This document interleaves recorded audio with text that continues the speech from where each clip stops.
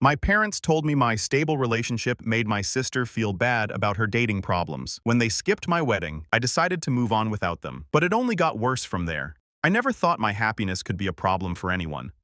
But I guess I was wrong about that. The whole thing started last spring when I brought Delpha to my dad's birthday dinner. And honestly, I should have seen the warning signs right then and there, but I was too caught up in how good everything was going in my life to notice the storm brewing around me. Delpha and I had been dating for about 8 months at that point, and things were amazing between us in a way that felt natural and easy, like we just fit together without having to force anything or walk on eggshells around each other. He made me laugh every single day, and he actually listened when I talked about work or my hobbies or whatever random thing was on my mind. And he never made me feel like I was too much or not enough or anything other than exactly who I was supposed to be. We'd talk for hours about everything and nothing, and even the quiet moments felt comfortable instead of awkward. And I found myself looking forward to seeing him every single day in a way that I'd never experienced with anyone else before. So when my dad's 55th birthday came around, I was excited to bring Delpha to meet more of my family, because he'd already met my mom and stepdad a few weeks earlier, and they absolutely loved him. My mom kept texting me afterwards about how polite and funny he was, and how she could see how happy he made me just by the way I smiled when I looked at him. And my stepdad actually asked if Delpha wanted to go fishing with him the next weekend, which was basically his seal of approval since he usually takes forever to warm up to new people. But my dad's side of the family was different, and I knew that going in because there was always some kind of drama or tension whenever we all got together, usually centered around my half-sister Rebecca, who was 28, but still acted like she was 16 most of the time. Rebecca had this pattern where she'd fall head over heels for guys who were obviously wrong for her, like the married coworker who strung her along for 6 months before ghosting her, or the guy who was still living with his ex-girlfriend, but swore they were just roommates, or the one who borrowed $3,000 from her and then blocked her number when she asked for it back. Every single time Rebecca got involved with one of these disasters, she'd call my dad and stepmom crying about how she couldn't understand why this kept happening to her, and they'd drop everything to rush over to her apartment with ice cream and tissues and reassurances that it wasn't her fault and she just had bad luck with men. They'd spend hours analyzing every text message and conversation trying to figure out what went wrong and how she could avoid it next time, and then they'd badmouth the guy to anyone who would listen and talk about how Rebecca deserves so much better than these losers who didn't appreciate what an amazing woman she was. The problem was that Rebecca never learned anything from these experiences because my dad and stepmom always swooped in to fix everything for her instead of letting her deal with the consequences of her choices. They'd pay her rent when she spent her grocery money on expensive gifts for whatever guy she was chasing. And they'd co-sign loans when her credit got messed up from all the financial mistakes she made trying to impress men who didn't care about her, and they'd even let her move back into their house whenever things got really bad, which happened at least twice a year like clockwork. So when I walked into my dad's birthday dinner, holding Delpha's hand and smiling because I was genuinely happy to be there with him, I thought everyone would be glad to see me doing well for once. I'd had my share of relationship disasters in my early 20s, including a 2-year engagement that ended when my fiancé decided he wasn't ready for marriage after all, and I'd spent a lot of time single and working on myself before I met Delpha. So I figured my family would be excited that I'd found someone who treated me right. But the atmosphere in the restaurant felt weird from the moment we sat down, and I couldn't figure out what was wrong at first, because everyone was being polite and asking Delpha the normal getting-to-know-you questions about his job and where he grew up and how we met. Delpha was being his usual charming self, telling funny stories about his work as a physical therapist and asking thoughtful questions about everyone else's lives. And I could see that my dad actually liked him, even though he was trying to play it cool. Rebecca was there too, and she'd just gotten dumped the week before by some guy she met on a dating app who turned out to be using photos from 5 years ago and lied about basically everything on his profile. She'd been texting me all week about what a nightmare the whole thing was and how she couldn't believe she'd wasted 2 months talking to this person who wasn't even real, and how she was starting to think there were no good men left in the world and maybe she should just get a bunch of cats and give up on dating entirely. I'd tried to be supportive when she was telling me all this, but honestly, I was getting tired of having the same conversation with her over and over again about how she kept getting involved with obviously problematic guys and then acting shocked when things didn't work out. I never said that to her directly because I didn't want to be mean, But I was starting to think that maybe she needed to take a break from dating and figure out why she kept making the same mistakes instead of just jumping right back into the same patterns with different people. Anyway, Rebecca was sitting across from me at dinner looking miserable and picking at her food while everyone else was having normal conversations. And I felt bad for her because breakups always suck even when you should have seen them coming. But then Delpha started telling this story about a patient of his who was this elderly man learning to walk again after hip surgery and how determined and positive the guy was, even though the recovery was really difficult. And I was laughing at the funny parts and just enjoying listening to him talk because he was such a good storyteller. That's when my stepmom Karen made this comment about how it must be nice to be so carefree and happy all the time. And there was something in her tone that made me look up from my dinner to see what she meant by that. She was looking at me with this expression I couldn't quite read, but it wasn't friendly. And I suddenly realized that Rebecca had tears in her eyes and was staring down at her plate like she was trying not to cry. I felt terrible because I hadn't been thinking about how my happiness might be hard for Rebecca to deal with when she was going through a rough patch. So I tried to change the subject and ask her about her new job, but she just shrugged and said it was fine and didn't elaborate. The rest of dinner was awkward after that, with weird silences and forced conversation, and I kept catching Karen and my dad exchanging looks. Delpha and I left as soon as we politely could, and on the drive home he asked me if everything was okay because the vibe had gotten pretty strange there toward the end. I told him about Rebecca's recent breakup and said I thought maybe I'd been insensitive by being too obviously happy when she was feeling down, and Delpha said he understood, but that I shouldn't have to hide the fact that I was in a good relationship just to make other people feel better about their problems. I thought that was the end of it. But the next morning I got a text from Karen asking if we could talk. So I called her thinking she wanted to discuss what happened at dinner and maybe clear the air. But instead she launched into this whole speech about how she'd been observing my behavior lately. And she was concerned that I was being insensitive to Rebecca's struggles by flaunting my relationship in front of her when she was going through such a difficult time. I was confused because I hadn't thought I was flaunting anything. And I told Karen that I was just being myself and sharing my life with my family the same way I always did. But she said that bringing Delpha to family events and talking about our relationship and looking so obviously happy was hurtful to Rebecca, who was already feeling bad about herself and her dating life, and that I needed to be more considerate of her feelings. I asked Karen what exactly she wanted me to do about it, and she said that maybe I should tone down the public displays of affection and avoid talking about Delpha so much when Rebecca was around, and that I should try to be more supportive of Rebecca instead of just focusing on my own happiness all the time. I pointed out that I had been supportive of Rebecca through all her relationship drama over the years, and that I'd listened to her vent about her problems countless times without ever making it about me or my own relationships. But Karen said that wasn't the same thing, and that right now, Rebecca needed extra support from her family because she was going through a particularly rough period with dating, and that it would mean a lot to her if I could just be more sensitive about how I acted around her until she got back on her feet. I said I'd try to be more aware of how I came across, but that I didn't think it was fair to ask me to hide my happiness or pretend my relationship wasn't going well just to protect Rebecca's feelings. That conversation bothered me for days afterwards because something about it felt off. But I couldn't quite put my finger on what was wrong with Karen's logic. I talked to Delpha about it, and he said it sounded like they were asking me to make myself smaller to accommodate Rebecca's issues, which wasn't healthy for anyone involved, but I didn't want to cause problems with my family. So I decided to try to be more low-key about my relationship when I was around them, even though it felt weird and fake. The next family gathering was my cousin's graduation party a few weeks later, and I went by myself because Delpha had to work that weekend. But I still got weird looks from Karen and my dad whenever I smiled or laughed at someone's joke. Rebecca was there with a new guy she'd started seeing who seemed nice enough at first. But as the afternoon went on, it became obvious that he was one of those people who thinks he's way smarter than everyone else and needs to correct or contradict everything anyone says in conversation.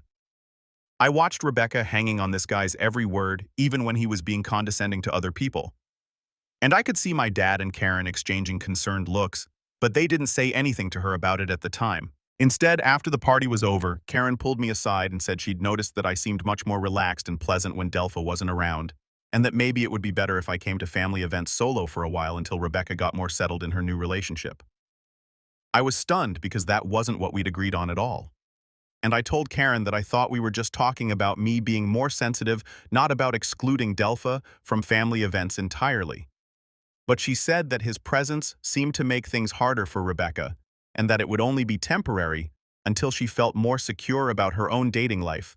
and that it would really help the family dynamic if I could just go along with this for now. I said absolutely not, because Delpha was my partner and I wasn't going to treat him like some dirty secret just because Rebecca couldn't handle seeing other people in happy relationships. Karen got defensive and said I was being selfish and putting my own desires ahead of my sister's emotional well-being, and that if I really cared about Rebecca, I would be willing to make this small sacrifice to help her get through a difficult time. But it didn't feel small to me at all. And I told Karen that Rebecca was 28 years old and needed to learn how to deal with her own problems instead of expecting everyone else to rearrange their lives around her feelings. Karen said I was being cruel and unsympathetic, and that Rebecca had always struggled with relationships and needed support from her family instead of judgment and criticism. I pointed out that the reason Rebecca kept struggling was because my dad and Karen never let her face the consequences of her poor choices, and that always swooping in to rescue her or make everyone else accommodate her problems wasn't actually helping her grow or learn anything. Karen said that was a horrible thing to say about my own sister, and that she couldn't believe I was being so cold and selfish when Rebecca needed me the most. The conversation escalated from there, with Karen accusing me of being jealous of the attention Rebecca got from my dad, and me pointing out that I was actually trying to live my own independent adult life instead of constantly creating drama that required family intervention. By the end of it, we were both pretty angry, and Karen said maybe I needed to take some time to think about what kind of sister and daughter I wanted to be, and that I was welcome to rejoin family activities when I was ready to be more supportive and less self-centered. I left feeling like I genuinely couldn't understand how wanting to bring my boyfriend to family events made me selfish or unsupportive. I've been nothing but patient with Rebecca's constant relationship disasters for years, and I'd never made her feel bad about her choices, even when they were obviously terrible decisions that anyone could see coming from a mile away. When I told Delpha what happened, he was furious on my behalf and said that my family was being completely unreasonable and manipulative. He said it sounded like they had this unhealthy dynamic where Rebecca got to be the center of attention whenever she had problems, and anyone who didn't participate in that drama was treated like they were being mean or unsupportive, and that it wasn't fair to me at all. I didn't hear from my dad or Karen for almost 2 weeks after the confrontation, which was unusual because we normally talked or texted at least a few times a week. I kept waiting for one of them to reach out and apologize, or at least try to find some kind of compromise. But my phone stayed quiet except for occasional texts from Rebecca complaining about her new boyfriend and how he was starting to show his true colors. Finally, my dad called me one evening and said he'd been thinking about everything that happened and that he agreed with Karen that I'd been insensitive to Rebecca's situation and that maybe some time apart would be good for everyone. He said that until I was ready to be more considerate of Rebecca's feelings and more supportive of the family as a whole, it would be better if I didn't attend family gatherings, because my attitude was creating tension and making things harder for everyone else. I asked him if he was seriously telling me not to come to family events because I was too happy in my relationship. And he said that wasn't what this was about, but that my behavior had been selfish and hurtful, and that actions have consequences. I said fine, if that's how he felt about it, then I would respect his wishes and stay away from family events, but that I thought he was making a huge mistake and prioritizing Rebecca's inability to handle her own problems over his relationship with me. He said that if I was going to be stubborn and refuse to see how my actions were affecting other people, then maybe some distance would help me gain some perspective on the situation. I said that maybe he was right about the distance part because I was getting tired of being made to feel guilty for having a healthy relationship when everyone else was so focused on enabling Rebecca's dysfunction. After I hung up, I sat in my car in the parking lot outside my office and just cried for about 20 minutes because I couldn't believe that my own father was essentially banishing me from the family because I wasn't willing to pretend to be miserable to make my half-sister feel better about her poor life choices. It felt like some kind of bizarro world where being happy and stable was treated like a character flaw and where causing constant drama was rewarded with attention and support. Delpha found me when I got home and took one look at my face and pulled me into a hug without even asking what was wrong. and I told him the whole conversation while he rubbed my back and let me cry into his shirt. He said that my family was toxic and that I deserved better than to be treated like my happiness was some kind of burden or inconvenience to other people, and that maybe this forced break from them would actually be a good thing because it would give me some space to see how messed up the whole dynamic really was. I thought he might be right about that, because the more I thought about it, the more I realized that my dad and Karen had always treated Rebecca like she was fragile and needed constant protection from reality while expecting me to be independent and handle my own problems without any support or recognition. Whenever I had relationship troubles in the past, they'd listen politely for a few minutes and then change the subject or give me generic advice about how things would work out eventually. But with Rebecca, they'd spend hours analyzing every detail and coming up with elaborate plans to help her feel better. Over the next few weeks, I found myself actually enjoying the break from family drama because I didn't have to worry about walking on eggshells around Rebecca or monitoring my behavior to make sure I wasn't being too happy or too successful in a way that might hurt her feelings. Delpha and I went to concerts and tried new restaurants and took weekend trips without me having to calculate whether any of it would make Rebecca feel bad about her own life. And it was refreshing to just exist without constantly second-guessing myself. My mom noticed that I seemed more relaxed when we had lunch one Saturday, and when I told her what had happened with my dad's side of the family, she was appalled. She said that asking me to hide my happiness to protect someone else's feelings was emotional manipulation, and that healthy families celebrate each other's successes instead of treating them like threats to someone else's well-being. She also pointed out that Rebecca was nearly 30 years old and had been creating the same patterns of relationship drama for over a decade, and that maybe it was time for her to take responsibility for her own choices instead of expecting everyone else to manage her emotions for her. My mom said she'd watched this dynamic play out for years, and that she'd always worried that my dad and Karen were doing Rebecca more harm than good by never letting her experience the natural consequences of her decisions. Meanwhile, Rebecca kept texting me periodically to complain about her new boyfriend who had turned out to be just as problematic as all the others, but in different ways. He was financially irresponsible and expected her to pay for everything. And he had a temper that he took out on service workers and people he considered beneath him.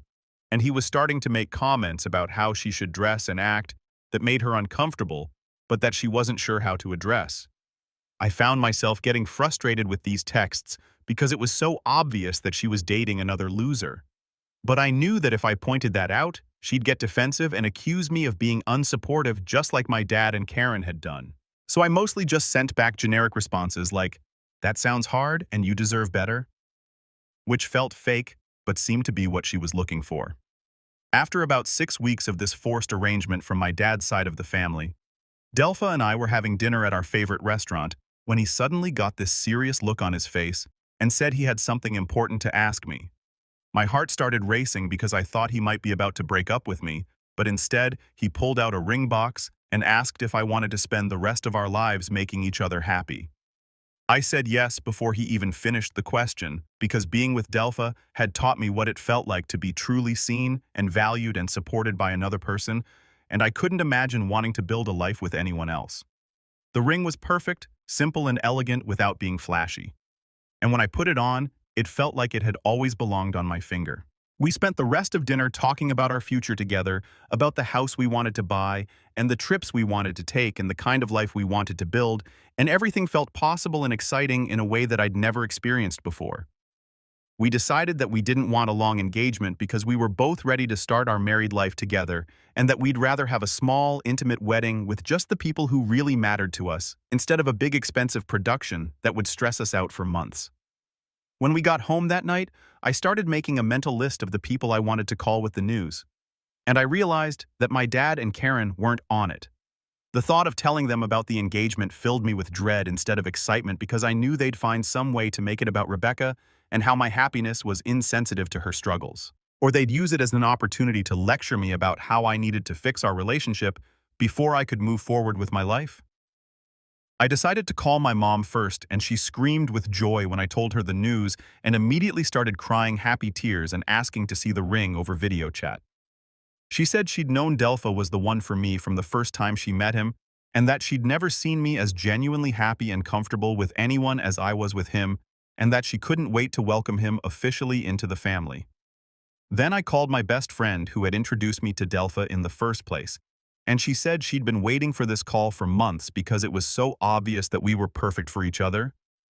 We spent an hour on the phone talking about wedding plans and venues and dresses, and she immediately offered to be my maid of honor, which made me cry because I was so grateful to have people in my life who were genuinely excited about my happiness. But when it came time to call my dad, I kept putting it off because I didn't want to deal with whatever complicated reaction he was going to have. I knew that announcing my engagement would somehow become about how I was being inconsiderate to Rebecca, or how I should have waited until she was in a better place in her own life, or how I was being selfish by moving forward with my plans when our family relationships were strained. Finally, Delpha asked me why I seemed stressed about telling my dad about the engagement, and I explained that I was worried about how he and Karen would react given everything that had happened over the past few months. Delpha said that their opinion shouldn't matter when it came to our decision to get married, and that if they couldn't be happy for us, then that was their problem, not ours. He was right, but it still felt awful to know that my own father would probably find some way to make my engagement about someone else's problems, instead of just being happy that his daughter had found someone who loved her. I realized that I'd been hoping that the engagement might somehow fix our relationship.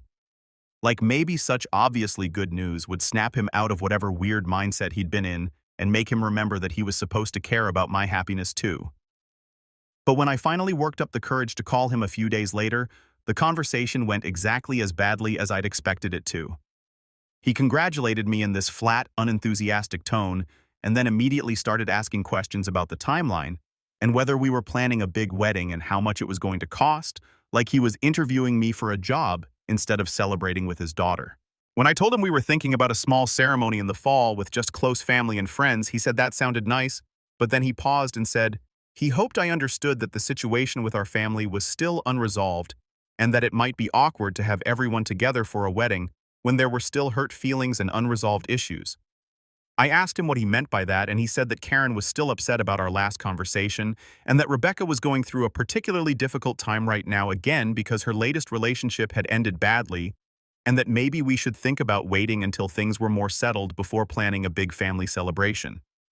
I couldn't believe he was actually suggesting that I postpone my wedding because Rebecca had broken up with another loser boyfriend. So I said that Delpha and I weren't going to put our lives on hold while we waited for Rebecca to get her act together, and that if my dad and Karen couldn't be supportive of my engagement, then maybe they shouldn't come to the wedding at all. He got defensive and said that wasn't what he was saying, but that timing mattered, and that it would be better for everyone if we could resolve our family issues before adding more stress to the situation.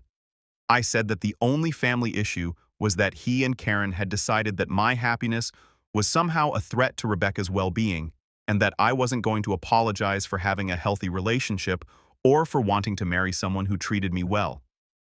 The conversation went downhill from there, with my dad accusing me of being stubborn and uncompromising, and me pointing out that I was the only one who'd been asked to compromise anything, while Rebecca continued to get endless support and accommodation for her poor choices. By the end of it, he said that if that's how I felt about it, then maybe it would be better if we all took more time to cool off before trying to discuss this further.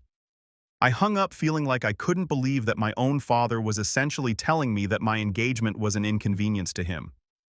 Delpha found me crying in the kitchen and held me while I told him what happened. And he said that we were going to have the most beautiful wedding with the people who actually loved and supported us, and that anyone who couldn't celebrate our happiness didn't deserve to be there anyway. Over the next few weeks, I started planning the wedding with my mom and my best friend and a few other close friends. And it was amazing how much easier everything felt when I wasn't worrying about accommodating people who didn't want to be there in the first place. We found a perfect venue at a small winery outside the city, and we planned a ceremony that would be intimate and meaningful instead of trying to manage a bunch of complicated family dynamics. I kept hoping that my dad would call and apologize and ask to be involved in the wedding planning, but my phone stayed quiet, except for the occasional text from Rebecca about whatever new crisis was happening in her life. She'd finally broken up with the financially irresponsible boyfriend. But now she was obsessing over some guy from her gym who barely acknowledged her existence, and she was convinced that if she could just figure out the right way to approach him, he'd realize they were meant to be together. The whole thing was so predictable and frustrating that I found myself just deleting her texts without responding because I was tired of being expected to provide emotional support for her self-created problems while getting no support or recognition for the positive things happening in my own life. As the wedding date got closer, I had to make the difficult decision to send invitations to my dad and Karen because part of me still hoped that they'd come to their senses and want to be part of this important day in my life. But when I called to let them know that the invitation was coming, my dad said that he and Karen had discussed it and that they didn't think it would be appropriate for them to attend given the current state of our relationships. I asked him if he was seriously choosing not to come to his own daughter's wedding because I wouldn't agree to hide my happiness to make Rebecca feel better. And he said that it wasn't about that, but that there were still unresolved issues between us that needed to be addressed before we could move forward. I said that the only issue was his refusal to treat me with the same consideration and support that he gave Rebecca, and that if he was willing to miss my wedding over that, then it said everything I needed to know about his priorities. He said that I was being dramatic and making this more complicated than it needed to be, and that if I was willing to apologize for how I'd handled things and commit to being more supportive of Rebecca going forward, then we could work things out.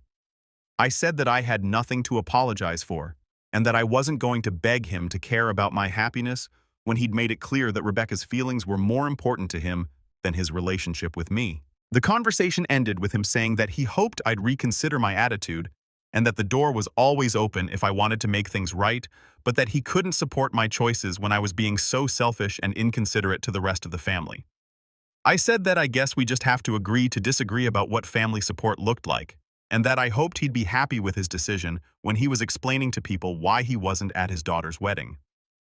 When I told Delpha about the conversation, he said that my dad was manipulative and emotionally abusive, and that I deserve so much better than to be treated like my happiness was conditional on making everyone else comfortable.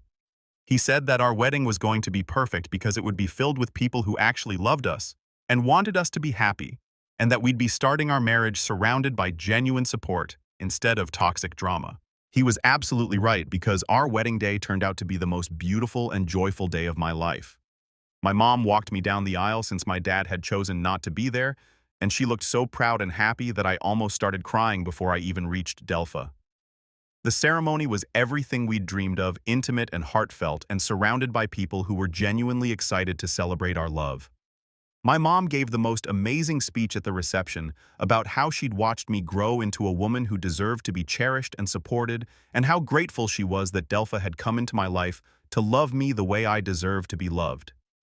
My best friend talked about how obvious it was that Delpha and I were meant for each other, and how she'd never seen two people more perfectly suited to make each other happy. The whole day felt like exactly what a wedding should be. A celebration of love and commitment surrounded by people who wanted nothing more than to see us succeed and thrive together. There was no drama or tension or anyone making demands about how we should feel or act. Just pure joy and love and support from the people who mattered most. But the aftermath of the wedding brought a whole new level of family drama that I hadn't anticipated. A few days after we got back from our honeymoon, I started getting angry texts from Karen about how hurt and betrayed she felt that we'd gone ahead with the wedding without trying harder to include them, and how she couldn't believe I was willing to destroy our family relationships over such a minor disagreement. She said that Rebecca had been devastated to see the wedding photos on social media and that it was cruel of me to flaunt my happiness when I knew she was going through a difficult time, and that I should have been more considerate of how my actions would affect other people. I was amazed that even after missing my wedding entirely, she was still trying to make it about Rebecca's feelings instead of acknowledging that maybe they'd made a mistake by not being there. I responded that I hadn't destroyed any family relationships, but that I'd simply stopped allowing my happiness to be held hostage by someone else's inability to deal with their own problems, and that if they were devastated about missing my wedding, then they should have made different choices about their priorities. I said that I'd invited them to be part of the most important day of my life, and they'd chosen not to come because supporting me would have required them to admit that their treatment of me had been wrong. Karen wrote back with this message about how I'd changed and become selfish and cold, and how the person I used to be would never have prioritized my own desires over my family's needs, and how disappointed she was in the woman I'd become. She said that Rebecca looked up to me and had always admired my strength, but that now she felt rejected and abandoned by her own sister, and that I needed to take responsibility for the pain I'd caused. I realized as I read that message that Karen was living in some alternate reality where I was supposed to be grateful for being treated like a second-class family member, and where setting boundaries and expecting basic respect was somehow selfish and cruel. She genuinely seemed to believe that I should have been honored to sacrifice my own happiness and wedding day to accommodate Rebecca's emotional issues, and that my refusal to do so made me a bad person. I decided not to respond to her message because there was clearly no point in trying to reason with someone who was so invested in maintaining this twisted dynamic where Rebecca's problems were everyone else's responsibility. Instead, I blocked her number and focused on enjoying my new marriage and the life Delpha and I were building together. My dad called a few weeks later, and I thought maybe he was going to apologize and try to repair our relationship. But instead, he launched into this speech about how my behavior since the wedding had been unacceptable and hurtful, and how I needed to reach out to Karen and Rebecca to make amends for the pain I'd caused them. He said that family was supposed to be more important than anything else, and that my willingness to cut them off over this disagreement showed that I'd lost sight of what really mattered in life. I asked him if he really thought that family was the most important thing, and if so, why he'd been willing to miss his own daughter's wedding rather than admit that he'd been treating me unfairly. I said that I'd always put family first, but that I'd finally realized that the relationship had to go both ways, and that I wasn't going to keep sacrificing my well-being to maintain connections with people who didn't value or respect me. He said that I was being dramatic, and that nobody had asked me to sacrifice my well-being, but that being part of a family sometimes meant putting other people's needs ahead of your own wants, and that my refusal to do that when Rebecca needed support showed that I was selfish and immature.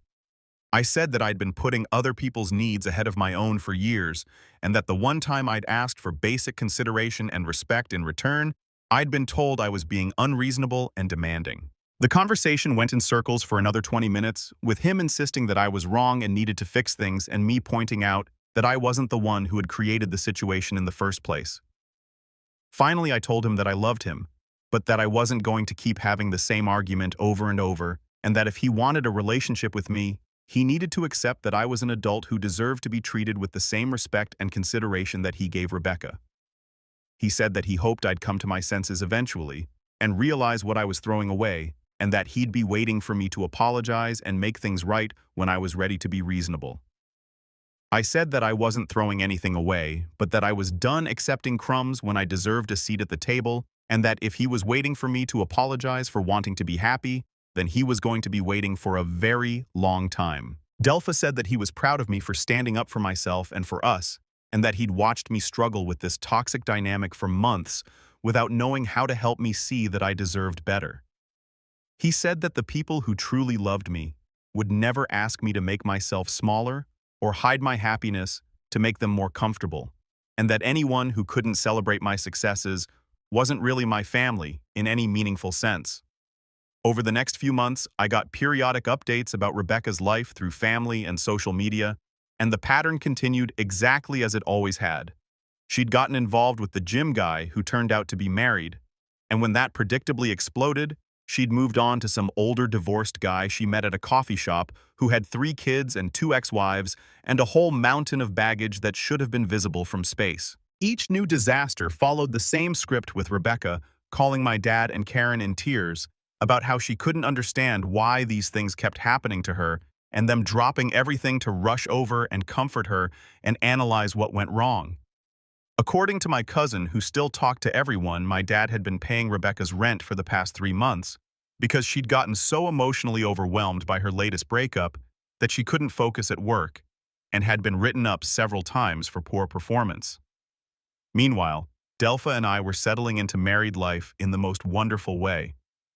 And every day I felt more grateful that I'd chosen to prioritize my own happiness instead of continuing to enable my family's dysfunction. We bought a little house with a garden where Delpha could grow tomatoes and herbs, and we adopted a rescue dog named Charlie who made us laugh every single day with his goofy personality and endless energy. But about 8 months after the wedding, the relative peace was shattered when my dad called me at work one afternoon, and I could tell from his tone that something was seriously wrong. He said that Rebecca had been hospitalized after what appeared to be a suicide attempt, and that she'd left a note saying that she couldn't handle feeling like such a failure compared to everyone else, and that she was tired of being the family disappointment while I got to have the perfect life. I felt like I'd been hit by a truck because even though Rebecca and I had our issues, I'd never wanted anything terrible to happen to her. And the idea that she might have hurt herself because of anything related to me was devastating. I asked my dad if she was okay and what hospital she was at, and he said she was stable, but that the doctors wanted to keep her for observation for a few days to make sure she was safe. Then he said that the reason he was calling was because Rebecca had specifically asked for me and that she wanted to talk to me about everything that had happened between our families, and that maybe this crisis could be an opportunity for all of us to come together and heal the rift that had been tearing us apart. I said, of course I would come to the hospital if Rebecca wanted to see me, because regardless of our disagreements, she was still my half-sister and I cared about her well-being. But as I was driving to the hospital, I started feeling this creeping sense of dread about the whole situation because something about my dad's tone had felt manipulative in a way that I couldn't quite identify. When I got to the hospital, I found my dad and Karen in the waiting room looking haggard and exhausted.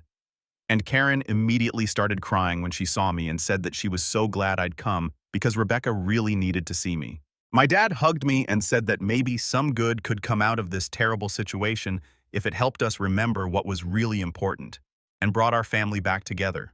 I asked if I could see Rebecca, and a nurse took me to a room where she was lying in bed looking pale and tired. When she saw me, she started crying and said that she was sorry for everything that had happened and that she'd been so jealous of my happiness that she'd made herself sick, trying to compete with something she could never have. She said that watching me get married and start this beautiful life with Delpha had made her realize how empty and pathetic her own life was, and that she'd been spiraling for months trying to find someone who would love her the way Delpha loved me, but that every relationship just made her feel worse about herself. She said that the night she took the pills, she'd been looking at our wedding photos online and feeling like she would never be good enough to deserve that kind of happiness. I felt terrible listening to her talk like this because I'd never wanted my happiness to be a source of pain for anyone. And I told her that her worth as a person had nothing to do with her relationship status and that she deserved love and happiness just as much as anyone else. I said that I was sorry she'd been struggling so much and that I wished she'd felt like she could talk to me about what she was going through instead of letting it build up to this point. But then she said something that made my blood run cold, which was that my dad and Karen had told her that I'd said I thought she was pathetic and would never find anyone because she was too needy and desperate, and that I'd been laughing about her relationship problems with Delpha and making fun of her behind her back. I was shocked because I had never said anything like that about Rebecca to anyone. And the idea that my dad and Karen would lie to her about something so cruel was almost unbelievable. I told Rebecca that I had absolutely never said those things about her and that whoever told her I had was lying. And I asked her where she'd gotten that information. She looked confused and said that Karen had told her about a conversation she'd overheard between me and Delpha, where we were supposedly making jokes about Rebecca's dating disasters and talking about how embarrassing it was to be related to someone so desperate for male attention. I was furious because I realized that Karen had completely fabricated this story to make Rebecca feel even worse about herself and to paint me as some kind of villain who was mocking her pain. I told Rebecca that the conversation she was describing had never happened, and that I would never say those kinds of things about her or anyone else, and that Karen had lied to her for reasons that I couldn't understand. Rebecca looked uncertain and said that Karen had seemed so sure about what she'd heard and that it had felt true because of how successful and happy I seemed compared to how miserable she was. I said that my happiness didn't have anything to do with her struggles and that comparing our lives wasn't fair to either of us because we were different people with different circumstances and different choices. I spent about an hour with Rebecca, talking through some of her feelings and trying to help her see that her worth wasn't determined by her relationship status and that she had lots of good qualities and talents that had nothing to do with whether she was dating someone. By the time I left, she seemed a little more stable and said that she was grateful I'd come to see her and that maybe we could work on rebuilding our relationship once she got out of the hospital. But when I went back to the waiting room, I was absolutely livid about what Karen had done, and I confronted her about the lies she'd told Rebecca about me, supposedly mocking her. Karen got defensive and said that she'd never told Rebecca anything like that, and that maybe Rebecca had misunderstood something or gotten confused because of her emotional state. I said that Rebecca had been very specific about what Karen had supposedly overheard, and that it was obvious that someone had deliberately fed her false information to make her feel worse about herself and to turn her against me. Karen said that I was being paranoid, and that nobody was trying to turn anyone against me, and that maybe I should focus on supporting Rebecca instead of creating more drama during a family crisis. My dad jumped in and said that this wasn't the time or place for accusations and arguments, and that we all needed to come together to support Rebecca instead of fighting with each other. I said that I absolutely wanted to support Rebecca, but that I wasn't going to stand by while someone lied about me to manipulate her emotions, and that whoever had told her those things about me owed her an apology and an explanation. The whole thing escalated into this huge argument right there in the hospital waiting room, with Karen accusing me of being selfish and making Rebecca's crisis about myself and me, pointing out that someone in this family had a pattern of lying and manipulating situations to create drama, and that Rebecca's emotional state was being used as a weapon against me, just like it always had been. Finally, my dad said that if I couldn't be supportive during this difficult time, then maybe I should leave, because Rebecca didn't need the stress of family conflict while she was trying to recover. I said that I'd been nothing but supportive of Rebecca, but that I wasn't going to let anyone use her vulnerability as an excuse to lie about me or manipulate the situation for their own purposes. I left the hospital feeling like I'd been put through a meat grinder, because the whole thing had felt like such a setup to make me look like the bad guy and to force me back into the dysfunctional family dynamic that I'd worked so hard to escape. It was like they'd used Rebecca's genuine emotional crisis as an opportunity to drag me back into their web of manipulation and guilt. And I felt sick about the whole thing. When I got home and told Delpha what had happened, he was absolutely furious about the lies Karen had told Rebecca about me. And he said that using someone's suicide attempt as a way to manipulate family relationships was one of the most disgusting things he'd ever heard of.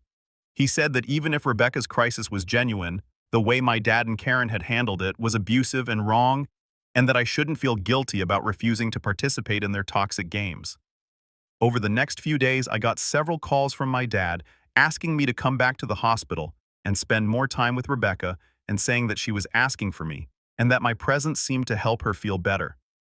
But every time I went, Karen would be there too, and she'd make these passive-aggressive comments. Finally, after about a week of this, I told my dad that I would continue to support Rebecca as much as I could, but that I wasn't going to pretend that the problems in our family relationships were my fault, and that using Rebecca's crisis to try to manipulate me into accepting blame for things I didn't do was making the whole situation worse for everyone.